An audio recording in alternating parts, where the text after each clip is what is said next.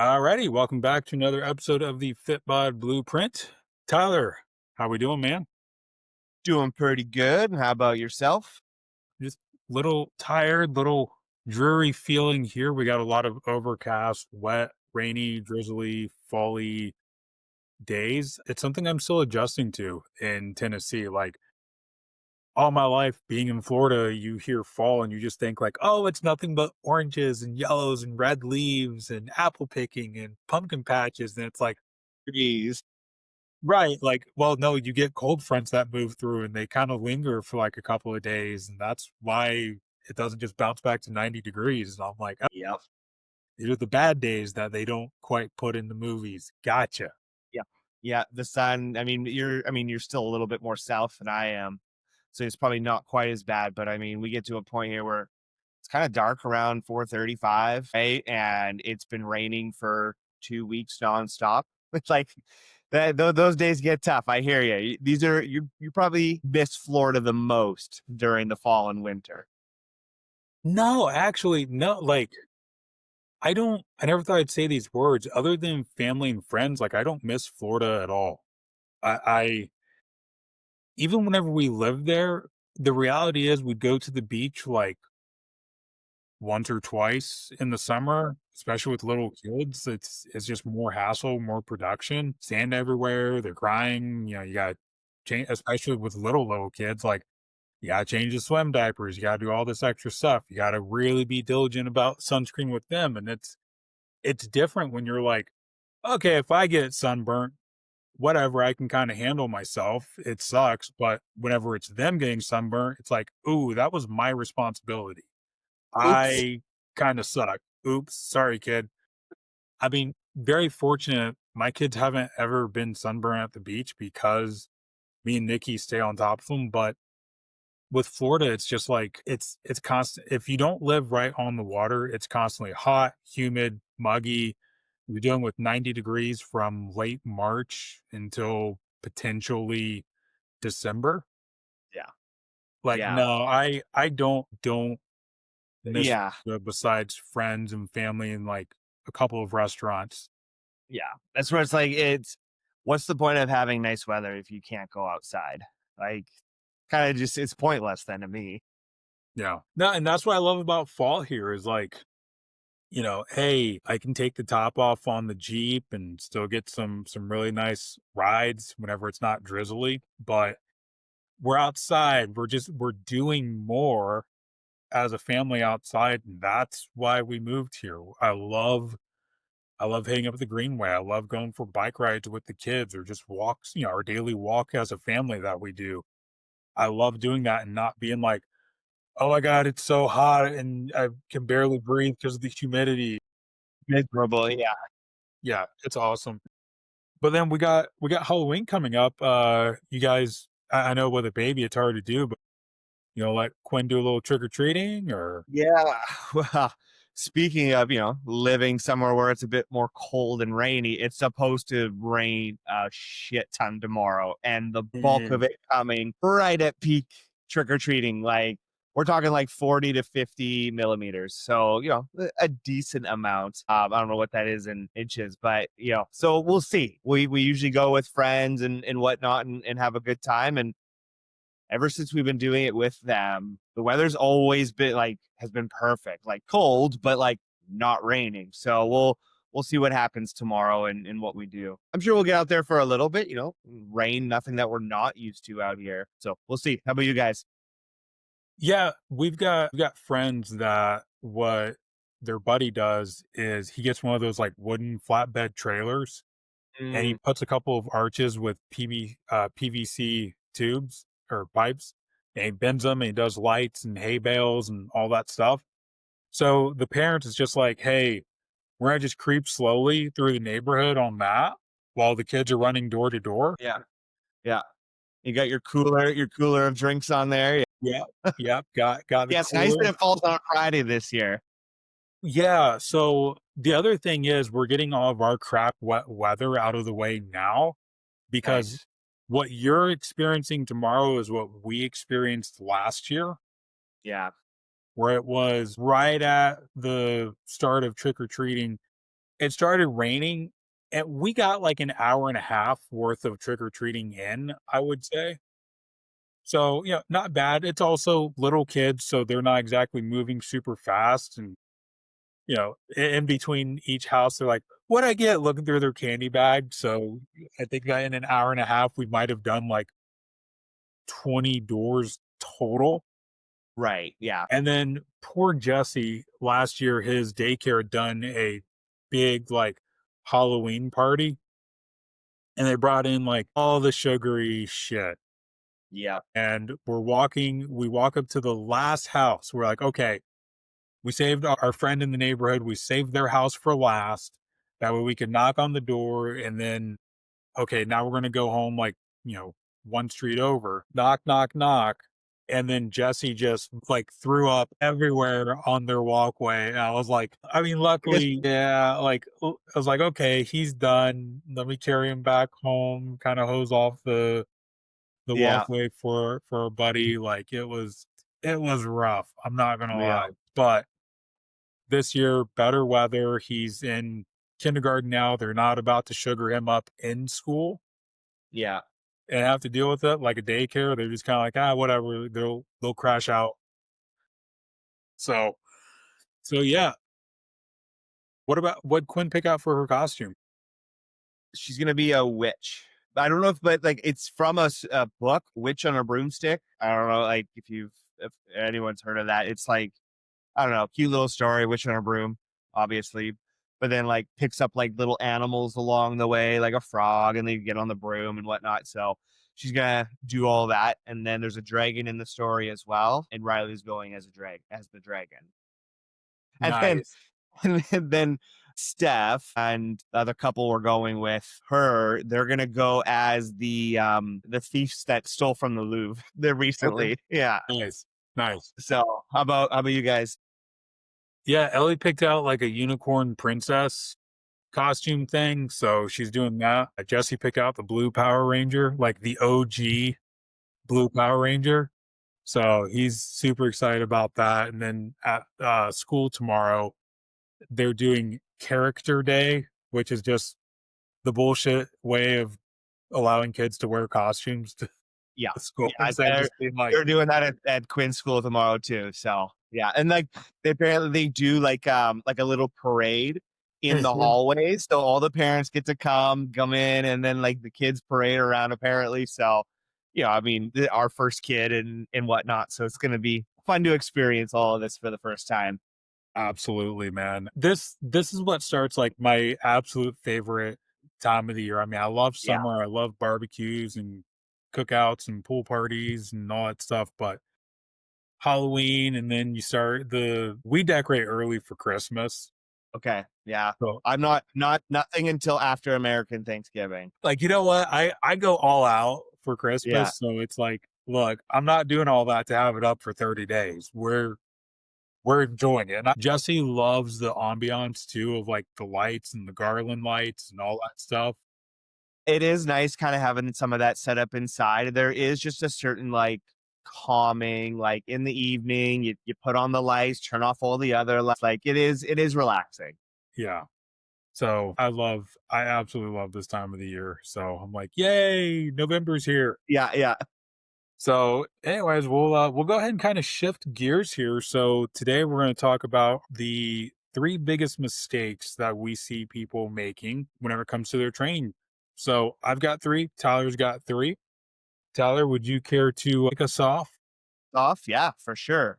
So I think this is probably, I'd say, like, almost number 1 with a bullet other than one of yours for sure, because I think they still go hand in hand, but it's form and not having a proper understanding of like a range of motion and what exercises are actually supposed to look like. And, it still blows my mind that, in this day and age and how easy it is to access information. And obviously there's two sides of the coin, right? Maybe it's not so good that we can easily access so much, but just from a foreign perspective, like it surprises me to this day that I go into the gym and I see 95% of people in there not knowing what the fuck they're doing. Like in terms of like things like a pec deck chest fly, right? Like, the tricep, like what should be some of the most simplest exercises, just shit. Or a squat. I'm like, how do you not know going a quarter of the way down is not proper? Like, how is that still a thing at this point? And it's one of those things where it's like, you can put all the weight on, whatever, but if your form is not anywhere close to where it needs to be, you're wasting your time and energy. You are going to get shit out of it, right? And okay, yes, length and partials, blah, blah, blah. Like maybe there is some nuance to it, but I'm going to say with 98% of people, you are not a top tier bodybuilder. You should not be, worrying about those things, Yes. right? Like Yep. you are here just for the very basics and you can't even do that shit right. So I would say, yeah, form probably the biggest thing because without that, you may as well not even be in the gym. Yeah. So form definitely, and especially whenever people just don't take the time to stop and look, especially if it's like an actual machine where that machine is fixed, it does one thing. Like, take your time. You don't have to rush through. Look at the side of the machine. Most of the time, it's going to give you a description of what to do, what muscle it works. A lot of them now have a QR code where you can scan it and see like somebody actually doing that machine properly. Fancy. Because even with like, let's say a flat machine chest press or shoulder press machine, like, okay, it does one thing. The number of people that I see just doing like a half or like one quarter of a rep, even on the chest press machine, it's like, look, lower the weight down, drop the ego. It's hard to look around and tell exactly how much weight someone has selected on the stack to know what are they doing. Like, just drop the weight down, get full range of motion, like actually go through the fully stretched portion of the movement and then contract from there. Because guess You're going to get better muscle contraction. You're going to be putting less stress on your joints. You're going to get more bang for your buck on less weight. Boom. yeah, and guess what? You're gonna then work yourself back to that heavy ass weight that whatever you were doing, but this time you have done it properly and you're gonna look bigger, you're gonna look stronger, you're gonna yeah. And so yeah, I would say, form is kind of that number one with a bullet. Yeah.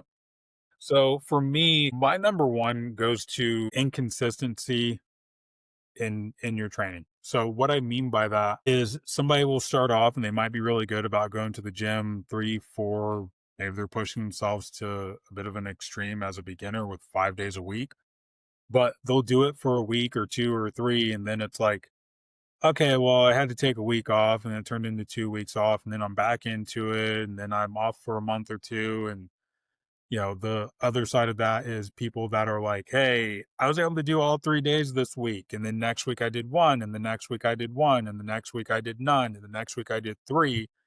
And then they go, "Well, I've been training for, 5 weeks and I see no difference." Well, you've Yeah, been training for 5 weeks, but in 35 days, you've done 6 training sessions. You've trained 20% of the time. Of course, you're not going to see progress, and I'll also say if you're inconsistent with your training, you're probably also being fairly inconsistent with your diet 80% of the time. yeah. Yeah, there's probably a really good chance of that. Yeah. Yeah, and I think you see it all the time too, right? Is someone gets that burst of motivation, right? They hire the coach or whatever, and it's like, oh, I'm gonna, yeah, go 5 times a week, and not maybe necessarily thinking, what's actually gonna be sustainable. And we've talked about that ad nauseum of just like really kind of being honest with yourself and your life situation, and what is realistic in terms of what can you be consistent with over decades, right? Not just weeks, but what could you, and that might change, as you go through, but it is still continuing to be realistic of, yeah, what can I consistently do over, months, years, decades, etc. And so, yeah, if you don't have the consistency, again, it's kind of like the same thing with form, really just not going to get anywhere. Yeah. All right. So what's next up for you? Well, I think yeah, that I guess that kind of comes, doing too much. Kind of like alluded it to that where people want to jump out of the gun and they want to do 5, 6 days a week. They want to be in the gym for 2 hours, blah blah blah. And don't get me wrong, I've been there too. I have done 2 hours a day, 5, 6 days a week in the gym. I've kind of done it all. And only I would say over the last probably 3 to 4 years, working with, you'll know who it is, but Dr. Joe, like as my coach, who runs a very fairly minimal, training and with a high focus on intensity. Like, no, you got to come in and you should be kind of crawling out the door, like, and then go and recover. And it's honestly probably the best progress I've ever made from a strength standpoint, getting jacked standpoint. And I mean, this is, coming from someone who's trained fairly consistently for 15 years, right? And I've had a number of coaches. And so it kind of comes back to, yeah, like there is a minimal effective volume. And yes, everyone's going to be different. But if you're someone who has not trained consistently, has mm, has never really worked on their form, all of this kind of shit, guess what? We're going to be doing the bare minimum because chances are you're going to make progress on that, right? Like you're going to be fine at 6 to 9 sets of body part per week. Like you probably don't need to do much more than that. And so again, sorry, just what again, like I go to the gym and I see people year after year after year looking the exact same, but yet they're in the gym for 2 fucking hours. And like I'll show up after they've been there. I will do I will do my full workout and they're still doing their shit, right? And I'm like, So, can and I you think it take a comes back and second it's gonna, I think, lead into maybe one of yours, but like, come on, like, what are we doing here? Like, that's you don't need much if you kind of know what you're doing. can you take a second to explain the concept of the minimally effective dose? Yeah. Yeah. So I mean, essentially, how little can I do while making progress? Right? Like that's gonna be that's at its most basic. And I think that's kind of sometimes the great thing about weight training is that, where in other parts of your life can you try and do as little as possible and but still make meaningful progress? You know what I mean? Like you can do if you're a beginner or whatever relative and you're just doing 9 sets of chest, 9 sets of legs, 9 sets of back throughout a whole week, right? Like that could be one workout, 9 sets, right? Like that can easily be one workout. And you will make insane amount of progress on that. Like there's really not many places in your life that you can do so little and make very meaningful progress. And so I think I just see people just doing far too much still. And I mean, I know that again, the other side of the coin is, well, you don't want to be a little bitch and do too little, right? Like you do need to have moderate volumes of or moderate sets of volume or whatever, right? But I still think people just still do far too much. Yeah. No, I love that one. It's people that are kind of drawn to whether it's bodybuilding or just the bodybuilding style of training, they tend to be really easy to fall into that mindset of, well, if I'm doing a little bit and a little is good, then if I did more, then more is more good. And if I did the most, then that's the most good. So my next one, and I feel like this, you could argue this ties in with my last point of inconsistency, but my next one is program hopping. People will change up their program way too frequently. We've all heard if you've been in the gym longer than a month, you've probably heard of muscle confusion. And look, call it what it is. If you are hopping around from one thing to the next, to the next, to the next, just like with any other aspect of your life, if you're like, hey, I want to learn keyboard. And then after one session or one week, you're like, well, now I want to learn drums. Well, you probably didn't get good at keyboard. And now you're moving on to drums. And then a week later, you're deciding, I want to play guitar. And then a week later, well, I want to play the cello. You keep moving on. You've not actually learned any of them. You've not become effective at any of them. You don't understand the theories, the concepts. You don't know any even intermediate level technique. So people that are just constantly seeking a new, right, with their training program. And I'm not trying to knock like the F45, the Orange Theory fitnesses, things like that. But a lot of the times, a fitness class, you're doing something completely different from one week to the next. Even though, oh, well, I do this, I do this boot camp class or I do this hit class, twice a week. You're not really able to progress through. Yes, you're going to get better conditioning from it because your body is getting used to heart rate goes up, heart rate goes down, repeat for an hour. Yeah. But if you're trying to actually build like sculpted glutes, or you're trying to build capped shoulders, or you're trying to build a chest that's, popping out of your shirt, or biceps that are about to break the seam on your sleeve, if you're trying to do those things, then the reality is the program that you need to be on is the same one that you're going to run for a really long time. And there's nothing wrong with maybe changing out like an accessory movement every 2, 3 months, Yeah. but you should keep the bulk of your program in place. I can't think of the last time that I didn't have a bench press of some kind in my program. Yeah. I can't think of the last time that I didn't have a lat pull down or a cable row, a row variant of any kind in my program, because they are the meat and potatoes. They are the staples. They are the compound movements that I might get stuck as far as the same weight and rep and volume. I might get stuck on that for a month or 2 months, but that's where I'm going to make progress versus I might use the same amount of weight for a bicep curl because it's an isolation movement. I might use the same weight for months on end before I finally am able to move up a little bit. So, people program hopping is my number two. You should stick with a program until you can truly say, man, I've not made any degree of measurable progress on this. It's not gotten easier. Okay, now start to change things up. Or if you are bored, and it's okay to be bored, pick one exercise and change it up. What's the one that you're like, "Oh, I'd rather eat drywall than have to do this." Yeah. Okay, swap it Yeah. out. Yeah.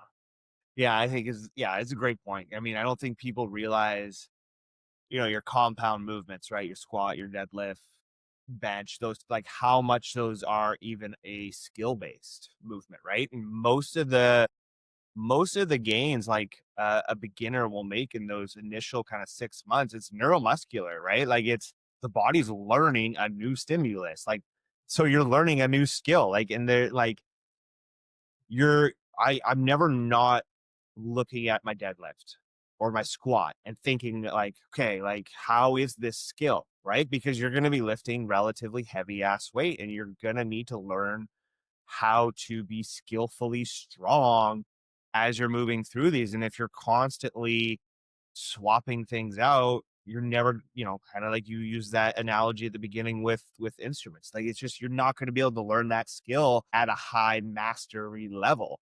And then again, you kind of alluded it to as well as that progressive overload. You're not going to be jumping 5 pounds a week on movements, right? Like maybe your squats and get some of those, but like a pull down, you're probably not going to do that. But there's other ways to progressive overload over months where it's like, okay, if I can do whatever 150, let's say we're 8 to 10 reps, and you can do 3 by 8, and like that's the max you can do. Guess what? Take whatever 4 weeks to go. Okay, I'm gonna do 150 for 3 by 10. I'm just gonna add reps. All right, once I hit 3 by 10, we're gonna go to 155. Start that process over again. That's progressive overload. And so, if you're constantly switching, you're also now hindering your physique goals, right? That's just what is going to occur. And so to stick with something really allows you to progressive overload over time and actually get you to where you want to be, right? So my third one, and I know this is kind of a study did just come out showing that it may not be that big of a deal as we even initially thought, and that's tempo. Now, when I say tempo, I'm not talking about like a 3 second, 4 second eccentric. That used to be popular. I know that's bullshit. You definitely don't need that. Right. What I'm talking about is a controlled tempo. Right. And what I mean is we don't want to let gravity do the work. And so we have for the sake of this conversation, we're just going to talk about two muscle contractions. We have our concentric, which is the muscle shortening. So if we were to take a bicep curl, that's curling up, right? Your bicep is shortening. The eccentric is the muscle lengthening. So that's the way down, right? Where we're controlling it, the weight against gravity. The eccentric is really where all the good stuff happens, right? Like that's where, again, I don't want to use the tear the muscle fibers, even though that probably doesn't happen on a true physiological level. But that's, where we're going to get strong, that's where we're going to build muscle, all of those things. And so that's where we want to have this control. And what again I see a lot of times is people letting gravity do the work through that eccentric portion, right? So you think about like a pull down, right? It's they'll go here and it's just boom, right? Like there's the lats aren't doing the work at all. And you kind of come back to that form. It's like if we're not having a certain degree of control, you're kind of wasting your time. And I think once you do get to a certain level of training, there is more room for cheating on tempo and range of motion, because I think you have a much better understanding of how your own muscles work through a certain movement. Like I've even noticed that, through myself of doing different things that may not be quote unquote perfect, but you need to build that foundation first of having good tempo. And so you can explode through that concentric portion. Like I think that's totally fine and totally like plausible. What I always like to tell people though is at least a 1 Mississippi count through that eccentric portion, right? Like you don't like it doesn't need to be 2, 3, 4, 5 seconds. Just 1 Mississippi. Like we need some semblance of control so that you can just even learn what that muscle feels like when you're going through a lat pull down, right? Like, and what does that Bingo. actually feel like? Because if like you can't feel it, again, is the mind to muscle connection a real thing? I don't know. But again, I think it just comes with like, okay, I need to learn what does that movement actually feel like? Because then I think down the road, it does lead to, hey, I can push the weight and maybe cheat a little bit more, but I know I'm still getting the same thing if I were to do a little more control. Like it makes you a better lifter over time. Yeah, I really do like that one. Now, I know the study that you're referencing regarding tempo and like, hey, it's not as important as what we thought it was. I This is where I view everything as it's a tool and the right tool is meant for the right job. So like there are certain movements that I will not program without also assigning a tempo, but the intention behind assigning the tempo is so people are really thinking about it. Like the first movement that comes to mind that I will not program without tempo listed is a step up, because a lot of people will just boom, try to step up as fast as they can and they lower down and it's like no no no no no. You should have at least like a 1 Mississippi going up, and then you should also be up there and you should really control the way down. Like try to fight it for like 2 seconds on your lowering portion. That like that's what I like it is for people to have more time to think about how their body's moving. There's a specific term for it. Um, Proprioception. Thank you. I was thinking procreation for some reason. I'm like, that is not That what no, that's difficult. well, yeah, like having an understanding of where your body is in space without looking, right? Like it's the example I always use is I put my hand here, I know it's there. That's proprioception, right? Like Yep. knowing where your body is in space. Yep. Right. Like, hey, I'm sitting, my desk is covering my legs, but I know that my legs are still there. I know they're playing. Unless it's phantom leg syndrome, then you're fucked. Yeah. So for me, my third one is gonna be not Uh, enough intensity. And I hear people worry all the time about my overtraining and my overtraining. you're Odds not an are Olympic athlete. You will not no, overtrain. like no, going to the gym 3, 4 days a week, 5 days a week, you're not overtraining. I mean, even even for somebody that goes, well, I'm team no days off. I lift 7 days a week. You might be getting in movement in the gym 7 days a week, but you're probably doing a lot of dog shit. Well, and then that's right. Like your body's gonna probably self auto regulate without you even knowing it, and you're not even lifting at close to enough of an intensity to overtrain. Right. So for me, there are so many people that I see leave the gym with not a drop of sweat.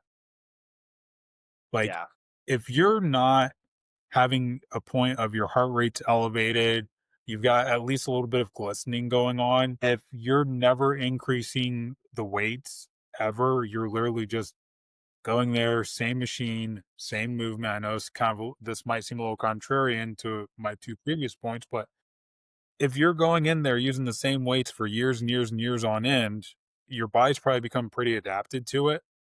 And there's nothing wrong with just trying to maintain where you're at, trying to maintain a certain level of strength, trying to maintain a certain level of mobility, flexibility.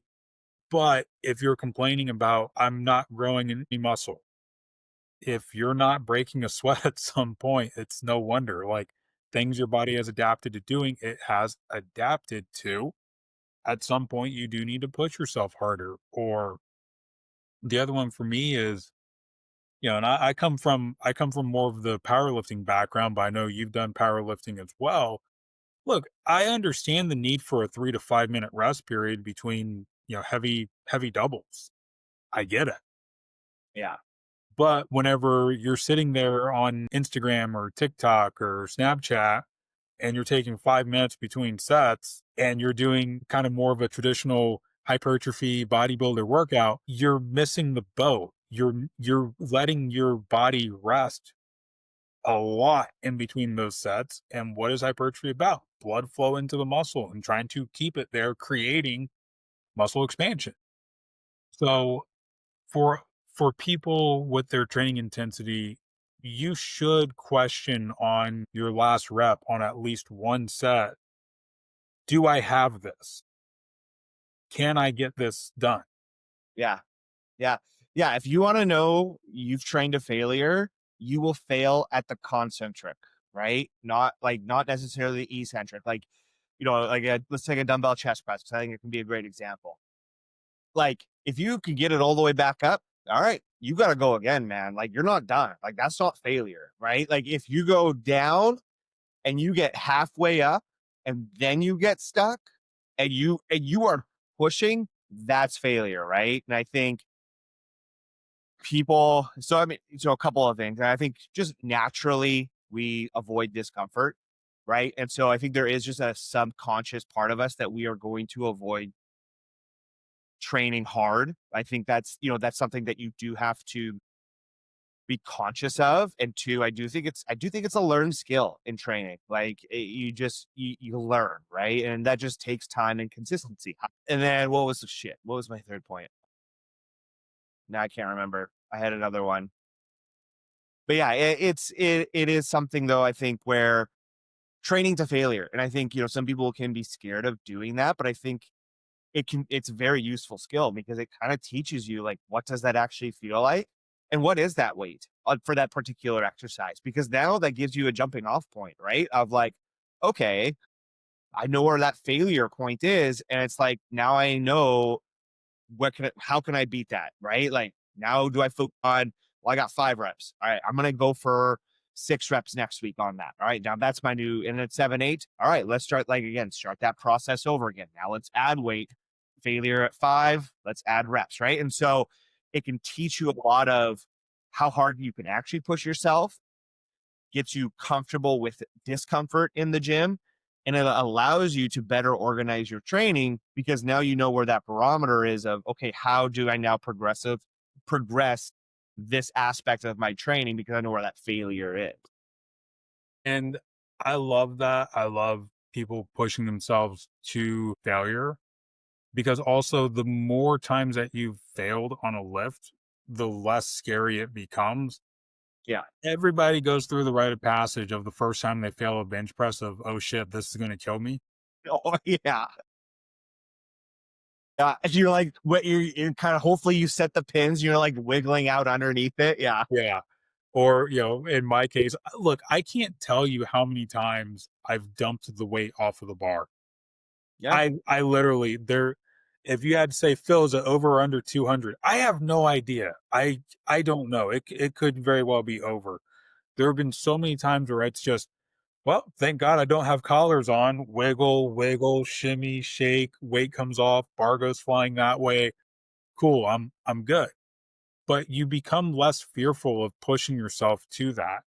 And whenever you're not afraid of failure, that's when you see the most growth, literally and metaphorically speaking, because now where else is that confidence going to translate into your life?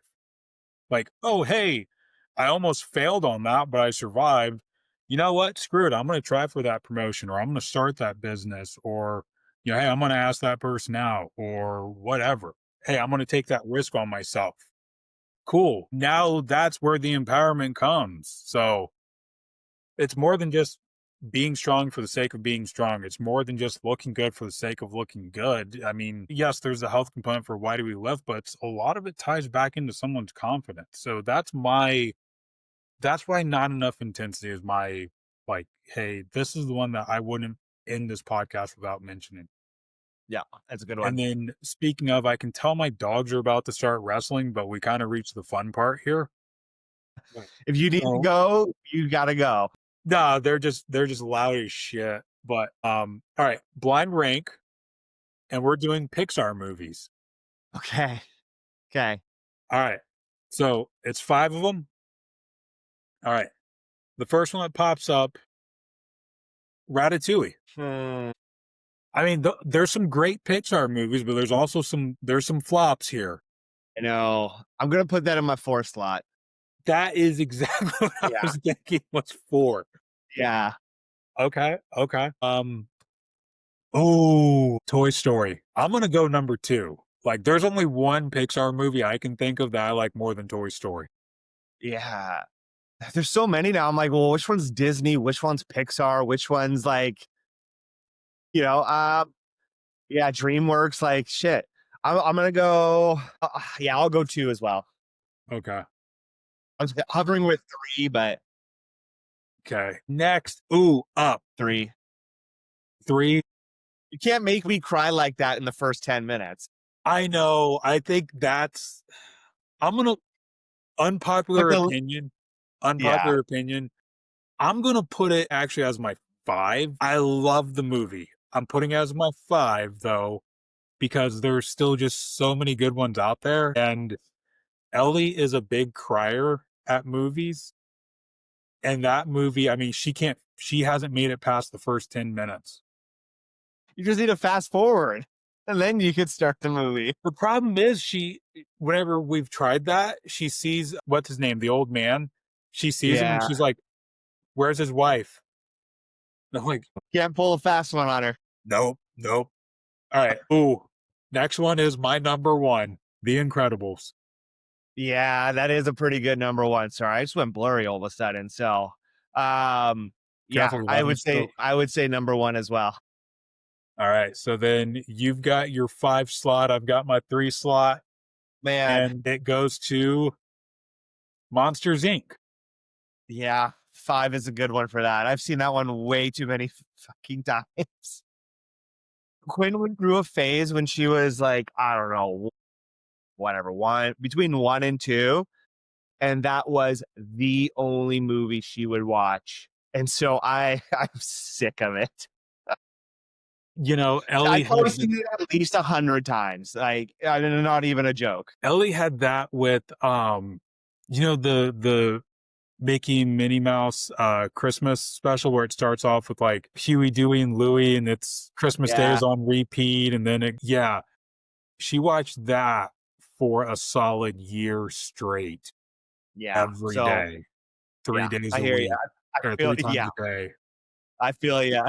So I get you why you put monsters at five. I still love the Mike Wazowski. You Yeah. didn't do your paperwork. All right. I feel good about my ranking here. Tyler, Yep, sounds like you're pretty good too. So I'm pretty happy. all right. Well, thank you all for listening. As always, feel free to head on over to fitbodinstitute.com. Go ahead and book your free 30-minute metabolic assessment. Let's get you working towards your goals. Let's get you making some progress here before New Year's comes around. As always, please be sure to like, share, subscribe, and until next time, bye.